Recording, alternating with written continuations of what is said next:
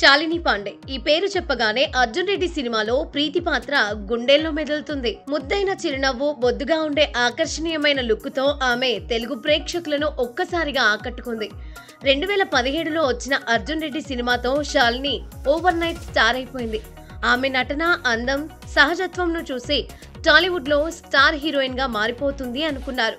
Cut చేస్తే టాలీవుడ్ లో అనుకున్నంత స్థాయిలో అమ్మడికి ఛాన్సులు రాకపోవడం, ఆ తర్వాత శాలిని కెరియర్ ఊహించని మలుపులు తిరిగింది.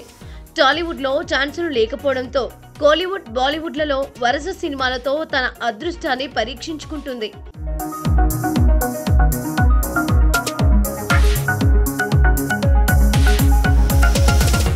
అర్జున్ రెడ్డి తర్వాత శాలిని పాండే టాలీవుడ్ లో ఆశించిన స్థాయిలో రాణించలేకపోయింది.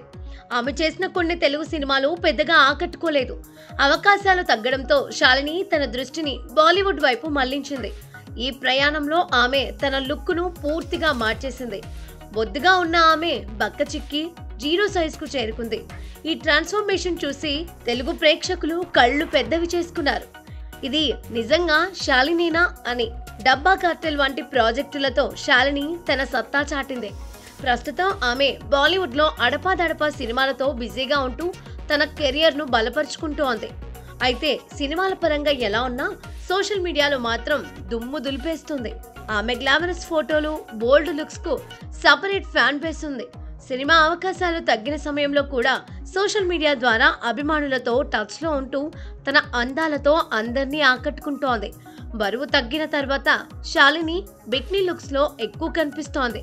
బీచ్ లో, వెకేషన్ లో ఎంజాయ్ చేస్తూ పోస్టు చేసే ఫోటోలు కుర్రకారు కన్నులకు కునుకు లేకుండా చేస్తున్నాయి.